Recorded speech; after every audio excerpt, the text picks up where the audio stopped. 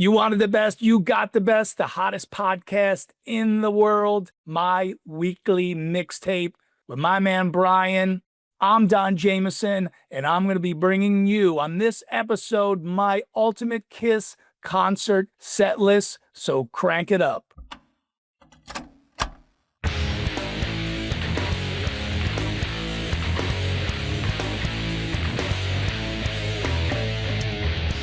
Welcome to My Weekly Mixtape, a podcast that takes the classic mixtape approach to building a modern playlist. I'm your host, Brian Colburn. From his 14-season run on VH1 Classic's That Metal Show to sold-out comedy shows, I'm excited to welcome back Pantheon Podcast Network mate and co-host of the Rockstrap podcast, the music encyclopedia known as Don Jamieson. Don, welcome back to the show, my friend. Brian, thanks for having me back. It's always, usually when you do a podcast and the people like ask, oh, could you prepare? And you're like, I don't, but this is one I look forward to. Like, I know I got to prep and do my homework when I come on this podcast. And, we're going to talk about my gateway band to all heavy music, Kiss. I'm excited. Well, before we talk about the band, considering how many concerts you've been to over the years, what would you say is the art of a band crafting a perfect set list? Well, I think it's different, obviously, with Kiss, which is a fun dynamic of it, which is, you don't want to have 5 Paul songs in a row or 5 Gene songs in a row. And it's about getting the right mix of, obviously the original band being, all 4 members eventually singing live. So that's sort of the extra element of putting together the Ultimate Kiss set list is, you got to take that into account.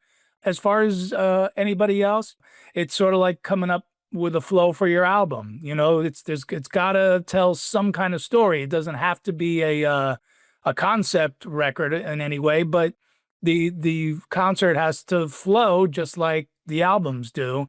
Although now we live in a singles driven music scene, but yeah, live, you're trying to mix, and then the other part is you're trying to mix stuff from the 70s with stuff from the 90s or beyond, more modern stuff. With Kiss, I don't think wasn't anything in the 2000s, so that made it a little easier. Yes, believe it or not, there was nothing from Sonic Boom or Monster. It's a spoiler alert already. Yeah, spoilers. So then you craft your comedy set lists. Would you consider there to be a challenge in crafting a comedy set list that would be similar to a band crafting a concert set list? Yeah, but the difference is I always hope mine goes off the rails. Because I like the unexpected. I like sort of walking the tightrope, the danger, and whether or not, what can I create in the moment, or what else can I add on, improvise into an existing bit. Whereas, most bands, they craft a set list and that's it. They stick with it and they play that the whole tour, and maybe they'll switch out a song here or a song there. But for the most part, they stay with that same exact flow. And one of the things that I hated it when I found out, it broke the fourth wall for me, as a young guy, as a Kiss fan, was hearing the rehearsal for Kiss Alive 2 and Paul he's rehearsing those stage raps, and they're exactly the same as they are on the album. And I'm like, I thought that he's just cool up there, just saying, coming off the top of his head with this stuff, but that's all rehearsed as well. So, and some bands do that. Every city, it's the same stage raps in between the same songs. But with comedy, yeah, I like it to go, there should be a method to the madness, but sometimes the madness takes over, and that's okay. Well, Kiss has 20 studio albums. And tonight, you've already spoiled that you're not doing anything off Sonic Boom or Monster, so let's whittle that down to 18. You still have to take 18 albums worth of Kiss music and whittle it down to a 12-song set list. So even if you were only going to pull 1 song per album, you're leaving 6 off the board there, and that's not counting their soundtracks, compilation tunes, stuff that have been, singles here and there, B-sides. Given how passionate Kiss fans are around the world, what would you say is the hardest part of narrowing down their entire catalog to this 12-song set list? I got to tell you, Brian, it was way easier than I thought. Oh, It really was. I started, well, okay, so I came up with the first song and it kind of flowed after that. And, obviously there's for a lot of people, I mean, I think a lot of people who are going to listen to this are going to be Kiss geeks like we are. And I think they're going to be the obvious songs that are left off the table. I think people are going to find that refreshing. Like we all know these bands that they've been playing that song for 50 years, and it's kind of like, I don't need to hear it every show. I won't miss it if it's not there. Now, of course, if you have a huge song and, the bands that have, super big songs and they play it live, I get into it, but it wouldn't hurt me if they left it off. So there's definitely some very, very notable exceptions on my list. well, before we get to Don's picks, if you like what you're hearing on My Weekly Mixtape, you can help me out by either telling a friend about the show, leaving the show a 5-star review wherever you're tuning in, or becoming a Patreon mixtaper at patreon.com/My Weekly Mixtape. There you can find ad-free episodes of the show, chime in on future curation episodes, become a guest curator, and so much more. Once again, that's patreon.com/My Weekly Mixtape. Now, Don, you're sitting front row center because it's your concert, so you obviously got the best seats in the house. The lights cut out, and you hear "You Wanted the Best, You Got the Best," the hottest band in the world, Kiss, blaring from the speakers at maximum volume. What song is kicking off your ultimate Kiss concert? Well, it's got to be obviously a song that they've opened with forever and on many, many tours. They've had other openers, but this is the first Kiss song that I ever heard in my life. This is somehow convincing my mother to go out and buy me Kiss Destroyer, much to her chagrin. She wanted no part of getting me, these guys in makeup and crazy outfits, but I convinced her and I put the needle on the record, and Detroit Rock City just blew my mind out as a 12-year-old or 11-year-old, however old I was at the time. And it's just the quintessential opener. When they've opened with other songs over the years, there's some good ones, but this is the quintessential one. You got to open the show with Detroit Rock City. Well, I was just going to say, there are some other Kiss concert openers that I think might make a decent argument, if not alone, just for Alive, the opening of Deuce. I feel like that's one of the few songs that you could really say somebody can make a decent argument for, but otherwise, this kind of has to be. It's the album opener on Destroyer. It's also the song that I discovered Kiss with. My parents owned Destroyer, and I think the story is my mom bought it for Beth. My dad stayed for the rest of the album. Oh, that's great. But I mean, when it comes to opening up any of the Kiss concerts since Destroyer, I think it's pretty hard to deny Detroit Rock City in any way, shape, or form. I don't honestly think in the last 20 years they opened with anything else. Maybe I'm wrong, but I think it's been pretty consistent. Yeah, well, definitely on the end of the road tour, right? This was the opener straight through. So, which lasted about 20 years. Yeah, so you exactly. might be right. And it's such a dark, it's funny though, because for whatever reason, I didn't pick up when I was young, but it's a dark song, man. It's about, someone drinking and driving and getting high in their car and they crash head on at the end. For whatever reason, that just didn't strike me. When I was a kid, I guess I was just more caught up in the energy of the song and just that feeling of like, yeah, on your way to go see Kiss and play in concert, But then as the years go on, I go, wow, this song's kind of dark. All right. Well, what do you follow that up with for track 2?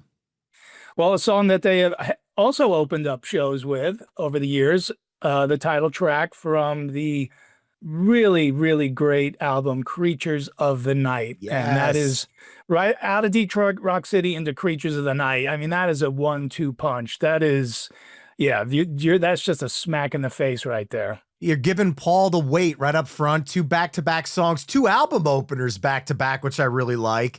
My history with this album is actually a funny one because Creatures of the Night was one of those 10 CDs for a penny that I got from Columbia House. And I was all excited. And I opened up my box of 10 CDs and I'm going through them. And all of a sudden I pull out this album cover of Creatures of the Night and they're not wearing the makeup. And I'm like, what the hell is this?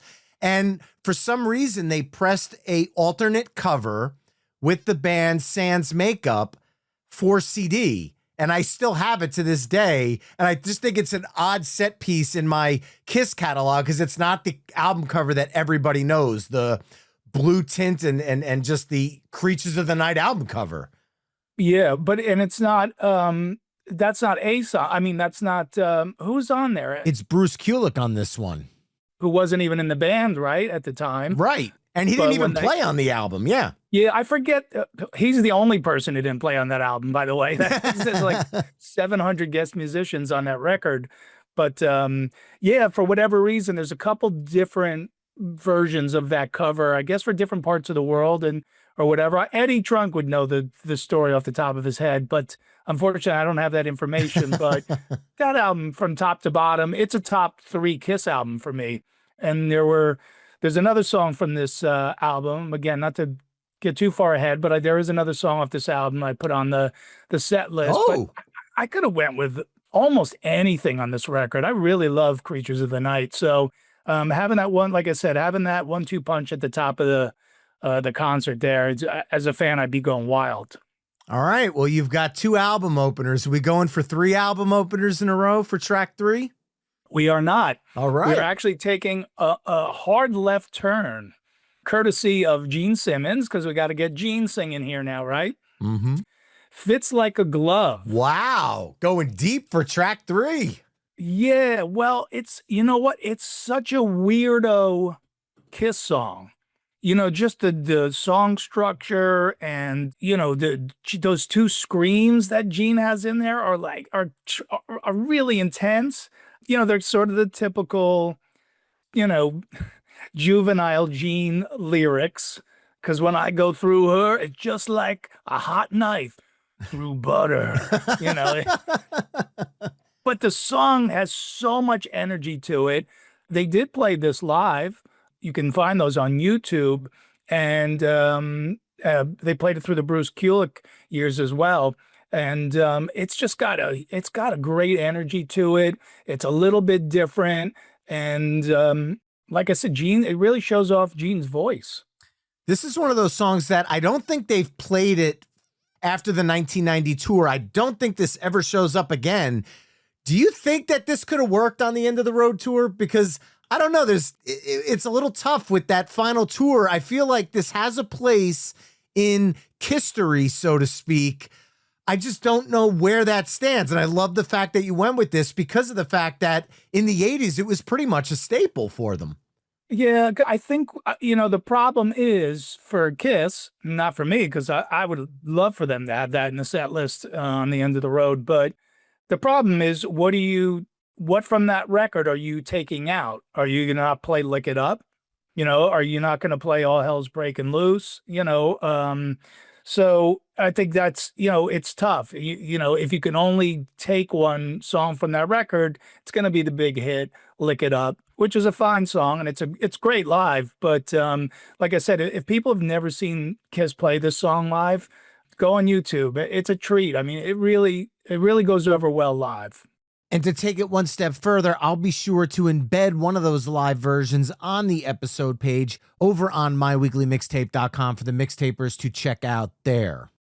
All right, well, now we are up to track 4. We had a little curveball there with Fits Like a Glove. Where do we go from here? Yeah, so now we're gonna go back, you know, to the heyday, to the early days, and we're gonna shoot it back. Well, you got Paul coming back here for Got to Choose. Nice. Hotter Than Hell. Nice. I always like this one. This one's got a good bounce to it live. I love the chord structure in it. I love the beginning, the guitar. And the only, you know, I was tempted to put Hotter Than Hell in there. And this is what I would say. I would replace this with the song Hotter Than Hell if they would sing it like they sang it in Kiss Meets the Phantom if they sang it as rip, rip, rip and destroy instead of hot, hot, hotter than hell, then I would replace it. But I always dug this song. And again, I think it's a good live one. I think it's a great album overall. The one thing that always got me about this album, I felt like, and maybe it's just the recording on it, sounds different than any Kiss album in their catalog. It sounds almost like these were kind of like raw demos compared to some of the more polished stuff they did on Dress to Kill. Even some of the stuff from the self-titled album sounded more polished. So this was almost like this raw moment where a band kind of takes their sound and goes in a different direction, like you would think. I would compare it to the way Nirvana went from Nevermind to In Utero, where it's almost a record scratch sound difference, but it's still a ridiculously strong album. Even if you talk about Coming Home, which they opened up their Unplugged show with for MTV, yep. I feel like that's another ridiculously underrated Kiss cut.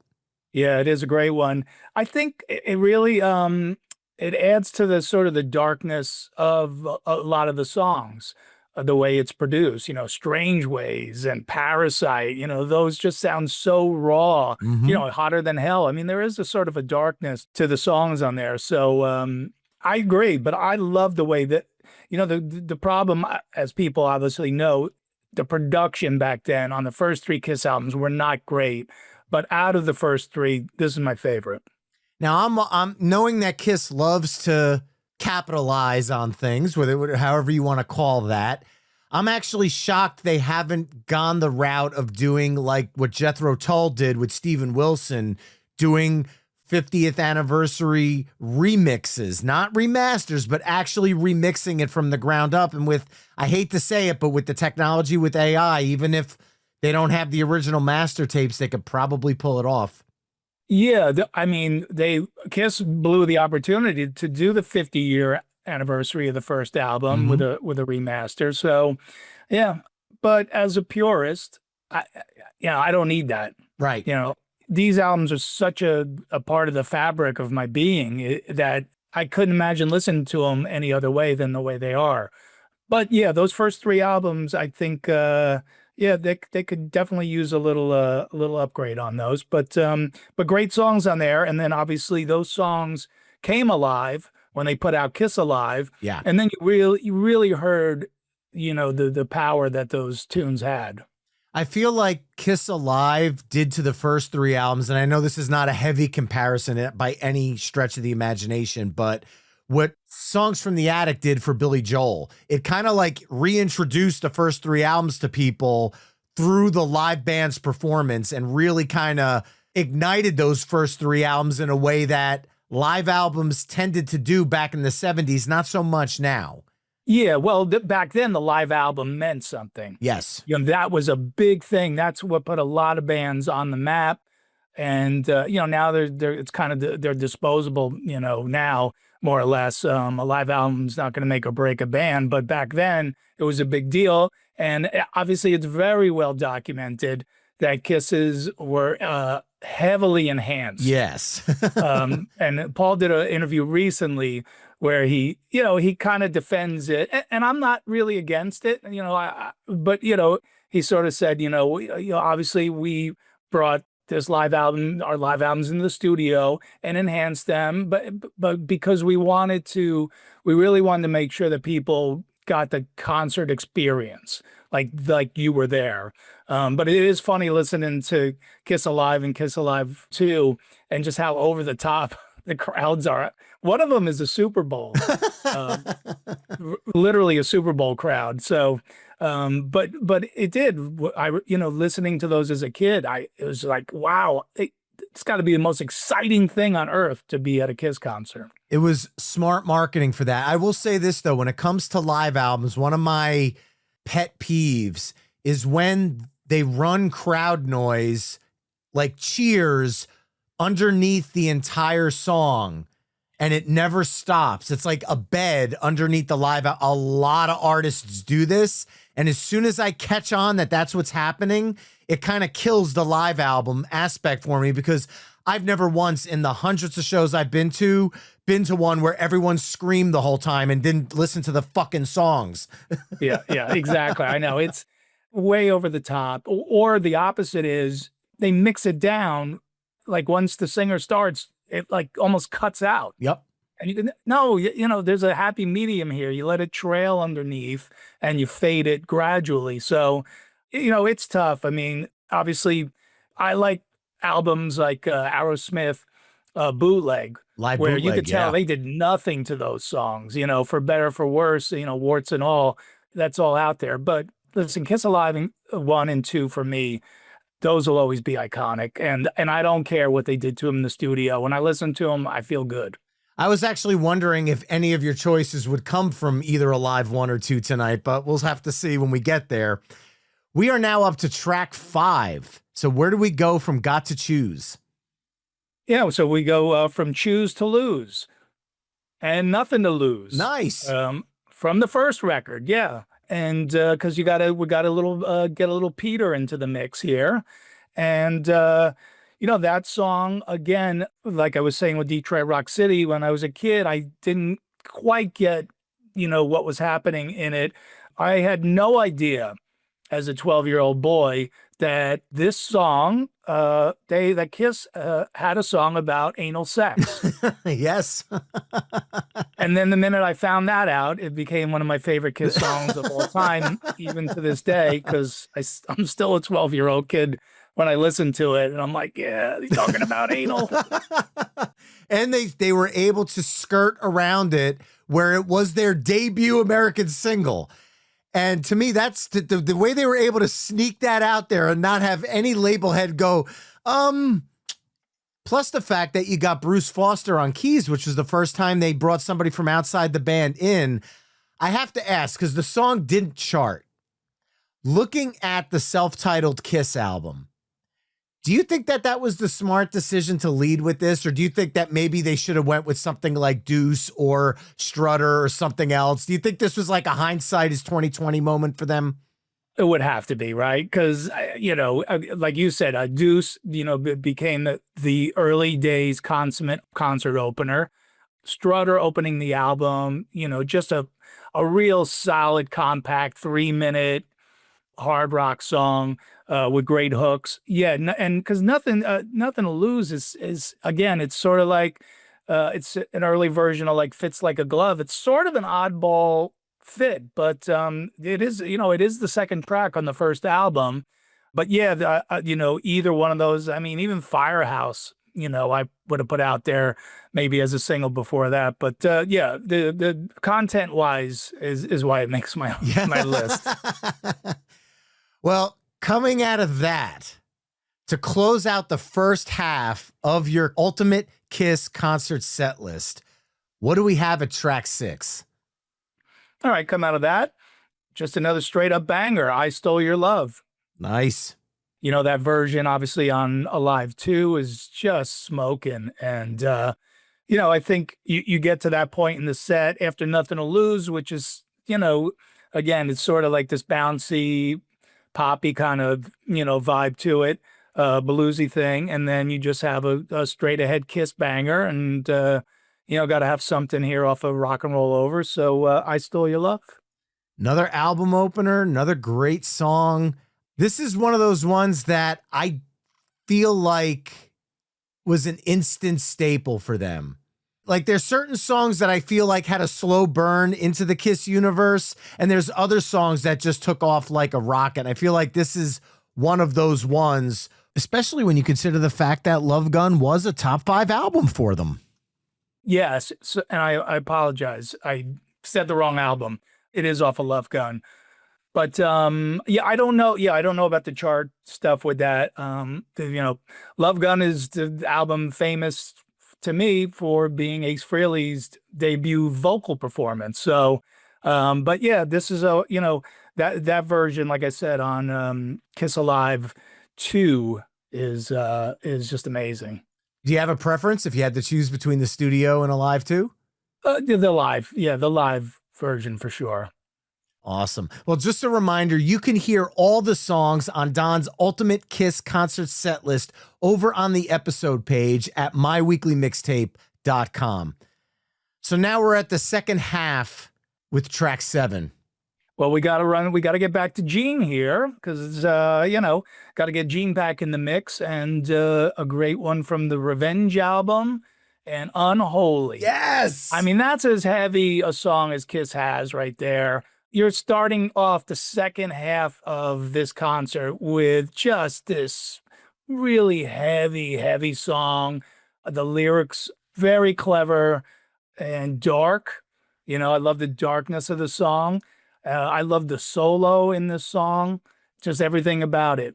Vinnie Vincent's still writing at least for this song on the album. He did a couple of things on Revenge. Revenge, to me, I might catch a little flack from Kiss diehards, but it could be a top 3 Kiss album for me. I was in high school when this album came out, so there's like this layer of coming from a childhood Kiss fan into a teenage Kiss fan, and I feel like this album really kind of did that with me when you think of songs like Domino and I Just Wanna, and kind of the hair band scene at the time. Kiss was never really part of the hair band scene, but because when they didn't have makeup on, they kind of got lumped in to the hair metal movement, even though I never considered them hair. I mean, they had long hair, but I never considered them glam. But because of some of the outside writers, they kind of weaved in and out of that sound a little bit. And I feel like this is the album they did it, I don't want to say the best on, but I think it was the perfect mix of that 80s metal sound along with the classic Kiss sound, whereas Crazy Nights and Hot in the Shade leaned a little heavier into the poppier side of Kiss, where this Very one much started to kind of bring it back a little bit. I feel like it kind of leveled the playing field from a musical perspective. 100% spot on. I was good up till, Asylum I liked a lot. And then Crazy Nights came out and I said, oh no, no, don't do this please, Kiss, don't do this. Everything you said was true. And so and then they follow that up with Hot in the Shade. And I'm like, man, that's 2 not great albums here in a row. I don't like the trend where this sound is going. And then they bang back with Revenge and then go back off the rails with Carnival of Souls. But anyway, Unholy. And, I'm noticing now, obviously it wasn't planned, but a lot of album openers on my playlist, but that is not intentional. Well, it's 5 right now out of 7 songs. So I have to ask you, what is your favorite Kiss album opening track? You know it already. Detroit Rock City. City. Had to be. Okay. Gotta be. Well, following up on Holy, where do we go for track 8? All right. So I have a little coda on this one. I'm going to go Hide Your Heart. Wow. Oh my God, Don, what are you thinking? Hide Your Heart. You just trashed Hot in the Shade. And here you are picking a song. But here's the caveat, not the coda. Coda's a Led Zeppelin album. The caveat here is that it's Ace's vocal on it, because I love the version of this song on Ace's solo album, Trouble Walking. Mm-hmm. His version is so goddamn good. It's got such incredible swagger to it. You picture Ace as the character Johnny in the song, because Ace was always the dangerous guy in the band, and you could see Ace being the guy who's taking the gangster's girlfriend, and, in the end he gets shot on the rooftop. But I don't like Kiss's version very much on Hot in the Shade, but it's a killer song. It's such a well-written song. It tells a story that's interesting, but it's got to be Ace singing it. Co-written by 2-time My Weekly Mixtape guest Desmond Child, originally recorded by Bonnie Tyler. She did the first version of this? In 1988, she did her version of it. Wow. Okay. So that's me with that. I knew Bonnie Tyler through my mom, and then all of a sudden I'm like, wait a minute, I know this. And Hot in the Shade's always been a weird album for me because Forever was that song that truly said, hey, hair bands, We Can Hang With You Guys. I mean, co-written by Michael Bolton. I think Forever was the song that really pissed the most Kiss fans off. I'd say that would be, if there was one song that you would say pissed off Kiss fans more than any other song, I think it would have to be Forever, at least from a singles standpoint. Yeah, that and Reason to Live. I don't hate either one of them. I'm not going to lie. I don't either. I'm a power ballad fan. I don't hate either of them, but in the scope of the Kiss catalog. Oh, agreed. Yeah. And, and Desmond's co-writer on both of those, right? Yes. Because it's got, those songs have his stamp on there. But, yeah, so Trouble Walking came out in 89. So you're saying Bonnie Tyler did it in 88? I have to look this up now because I don't want to get this wrong, but I am 90% sure. Yes, released in 1988 is the second single on the album of the same name. Yeah. Well, this is a story Eddie Trunk could tell off the top of his head, but the gist of the story, I believe, is that, this song was obviously floating around out there. And I guess Kiss passed on it originally, and Ace jumped on it. And then, Kiss was sort of like kicked themselves like, no, now we're going to show Ace how it's done. But they don't. Because like I said, Ace's version is so great. So that goes into my set list. So you're putting the Trouble Walking version in. Yep. All right. So where do we go from here? Are you gonna drop Forever in just to piss people off or no? Well, we will get to a ballad, but while Ace's vocal cords are warmed up, we're gonna bang right into Shock Me. Nice. Yeah, that's got to be in the set. Obviously it's Ace's debut as a vocalist for Kiss, but it was also always and still is to this day the showcase for his guitar solo. You wouldn't do the 3-minute studio version of this live. You have to do the version with the guitar solo in it. And Ace to this day still generally plays it the way he played it on Kiss Alive 2. He improvises a lot around it, but he plays a lot of the same basic stuff because I think he knows that his fans want to hear that. And I love that he does that. He doesn't just put a different solo in there. Like I said, he improvs a lot around it, but he does all the cool stuff that you hear on Kiss Alive 2. And that's the reason why the song made Guitar World's 100 greatest guitar solos ever. It's all this sucks, and I'm sorry, you're going to log off when I say it, shock and awe the fans because it was shock value to the song, literally in the song title. All right, I got to go now. Bye. Not my favorite Ace song, but I have a reason because I know you do the Rockstrap podcast. My favorite Ace song is New York Groove because I am a New York Giants fan. And that song is the touchdown celebration song at MetLife when the Giants score. So for me, it's a double-sided coin. As much as I love the guitar solo in Shock Me a lot more, New York Groove gets my all-time Ace song just because of my connection with the Giants. Right, but not even written by Ace. No, total cover, but still, I know. Well, I'm a Jets fan, so I don't have to worry about my team scoring. All right, so what are we coming out of Shock Me with? Here's the ballad. And the album version's amazing. But where I think it took a new life or it went to a new level was on Kiss Unplugged.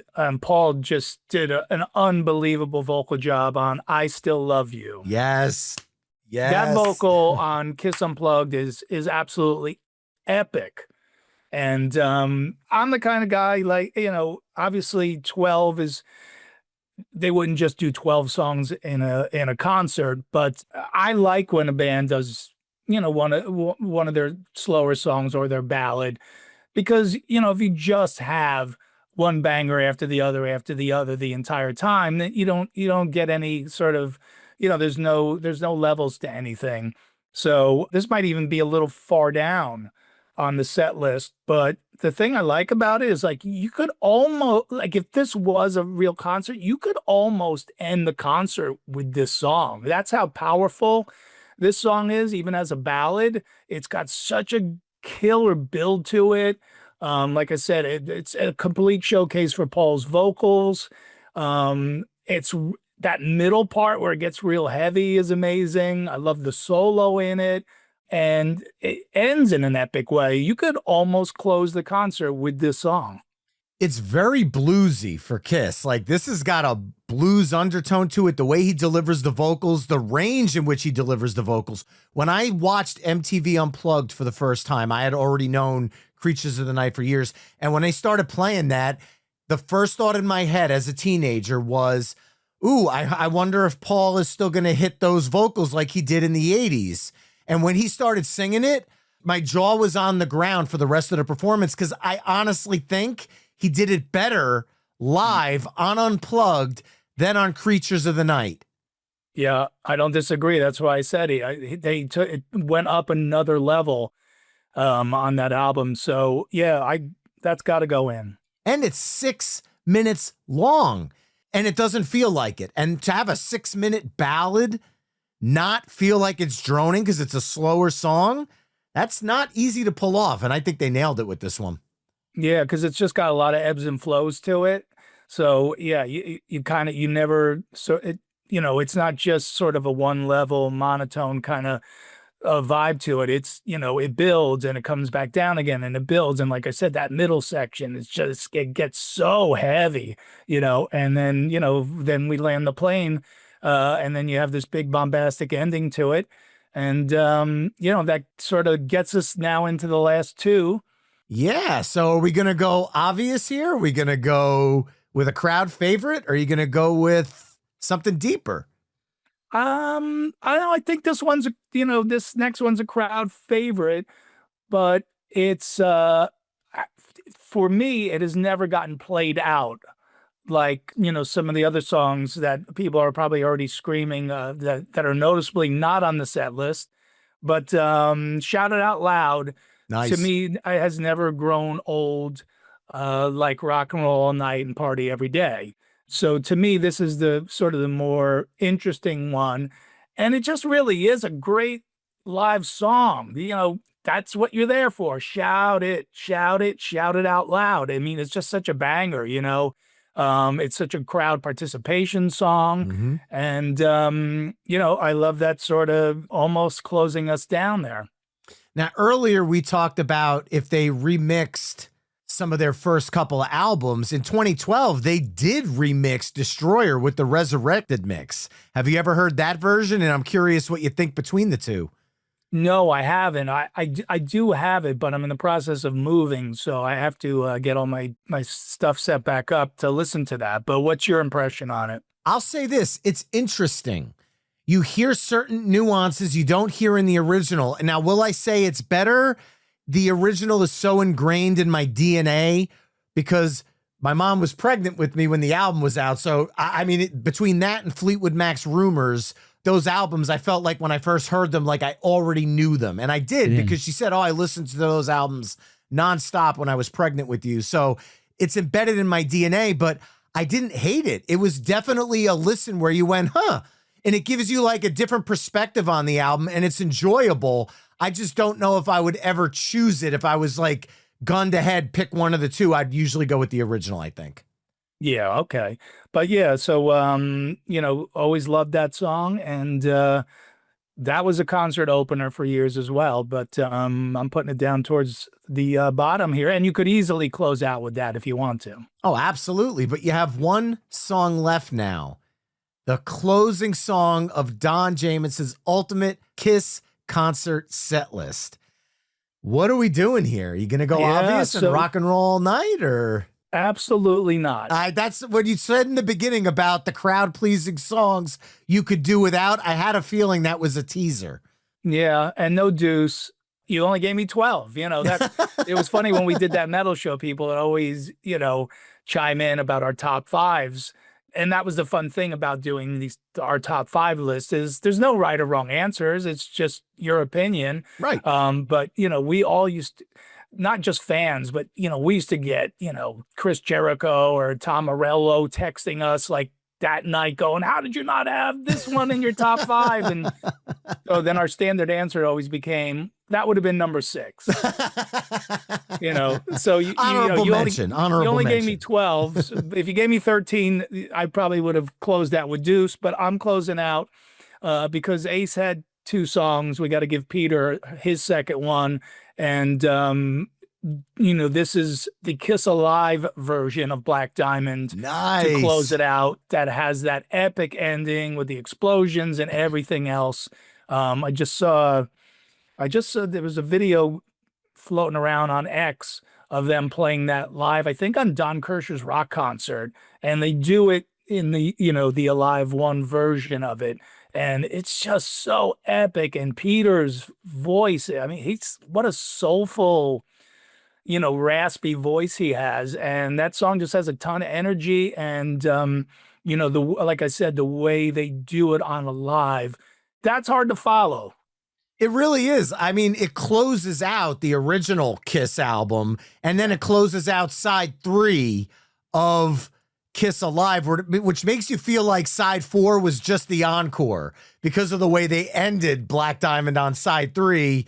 They could have just said, okay, let's just put a picture on side 4 of the album, be done with it, and probably gotten away with it because it's that killer of a closing song. Yeah, or we do what they did on Alive 2, which is put 5 studio songs on.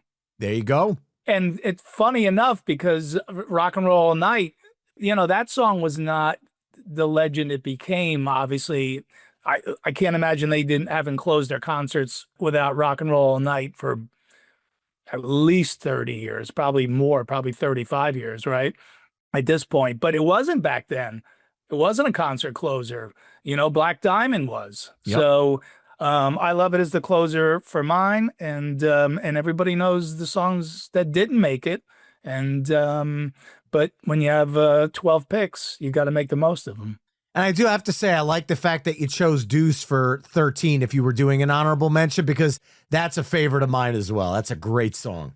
Yeah, that could open or close it pretty much. But yeah, that's the dozen right there, the Dirty Dozen. The Dirty Dozen, the ultimate Kiss concert set list by Don Jamieson, which kicked off with Detroit Rock City from Destroyer, Creatures of the Night from the album of the same name, Fits Like a Glove from Lick It Up, Got to Choose from Hotter Than Hell, Nothing to Lose from Kiss, I Stole Your Love from Love Gun, or as the one Don chose, Alive 2, Unholy from Revenge, Hide Your Heart from Ace's Trouble Walkin' album, Shock Me from Love Gun, as well as the version Don went with from Alive 2 again, I Still Love You from Creatures of the Night, or the version that Don went with from MTV Unplugged, Shout It Out Loud from Destroyer, and Black Diamond from Alive. Head over to myweeklymixtape.com to hear all the songs we've discussed in this concert set list through the playlist embedded on the episode page. Don's latest comedy album, No Sleep Till McSorley's, which we discussed in depth on the Ultimate 80s Metal Playlist episode, is available on all the streaming services, as well as autographed vinyl versions over on experiencevinyl.com. Don, this has been an absolute blast. Thank you for joining me once again on My Weekly Mixtape, man. Anytime. Can't wait to do it again, brother. And remember, you can find My Weekly Mixtape on almost all the social media haunts at My Weekly Mixtape. You can also head to myweeklymixtape.com to check out the full catalog of My Weekly Mixtape episodes. And finally, if you like what you're hearing on the show, you can help me out by either telling a friend, leaving the show a 5-star review wherever you're tuning in, or becoming a Patreon mixtaper at patreon.com/My Weekly Mixtape. There you can find ad-free episodes of the show, chime in on upcoming topics, become a guest curator, and so much more. Once again, that's patreon.com/My Weekly Mixtape. That's all for this week. Thanks again for listening, and until next time, enjoy the tunes.